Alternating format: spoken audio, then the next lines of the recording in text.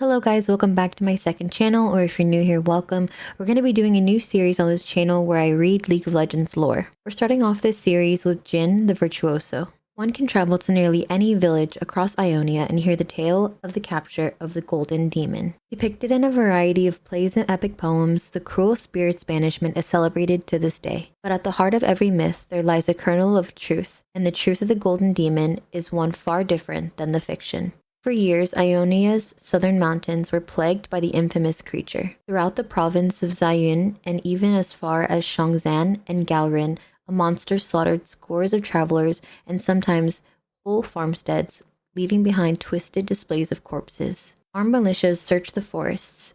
Towns hired demon hunters.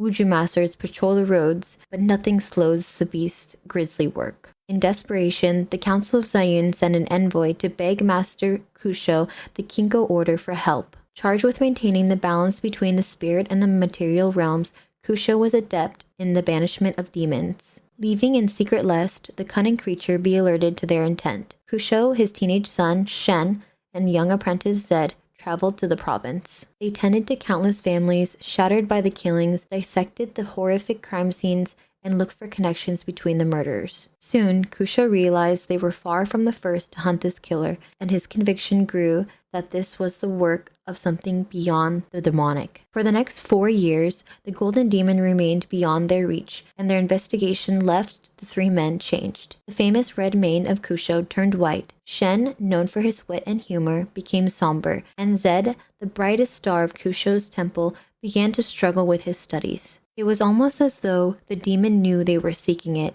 and delighted in torment sown by their failure. Upon finding a pattern to the killings, the great master is quoted as saying, "Good and evil are not truths.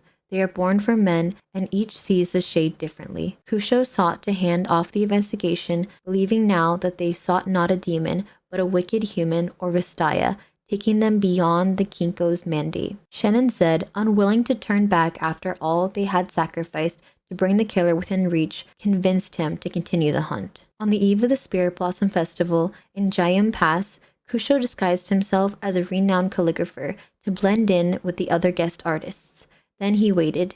Shen and Zed laid a carefully prepared trap, and at last they found themselves face to face with their hated quarry. Kusho was proven right. The famed Golden Demon was a mere stagehand in Zion's traveling theaters and opera houses, working under the name Khada Jhin. After they caught Jhin, young Zed made to kill the cowering man, but Kusho held him back. He reminded his students that they had already broken their remit, and that killing Jhin would only worsen matters. Kusho worried that the knowledge of Jin's humanity would undermine the harmony and trust that defined Ionian culture, or could even encourage others to commit similar murders. Despite Jin's actions, the legendary master decided the killer should be taken away and locked away within the monastery prison at Tula. Shen disagreed but submitted to the emotionless logic of his father's judgment.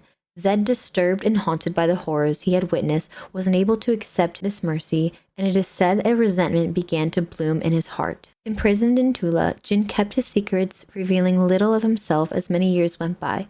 The monks guarding him noted he was a bright student who excelled in many subjects, including smithing, poetry, and dance. Regardless, they could find nothing to cure him of his morbid fascinations. Meanwhile, outside the monastery's walls, Ionia fell into turmoil as the Noxan Empire invaded, and war awoke the tranquil nation's appetite for bloodshed. Jhin was freed from Tula sometime after the war with Noxus, possibly put to use by one of the many radical elements vying for power of the First Lands near the conflict's end. He now has access to the Kashuri Armory's new weapons, though how he came to possess such implement of destruction and what connection he has to Kashuri is still a mystery. Whoever his shadowy patrons might be, they have endowed Jhin with nearly implemented funds and uncovered by the growing scale of his performances. Recently, he attacked members of Zed's Yonlei Order, and mass murders and assassinations bearing his signature flair has occurred not only across Ionia's many regions, but also in distant Piltover and Zaun. It seems that all of Runeterra might be but a canvas for the atrocity that is Khada Jhin's art, and only he knows where the next brushstroke will fall. Thank you guys for listening to me reading Jhin's lore.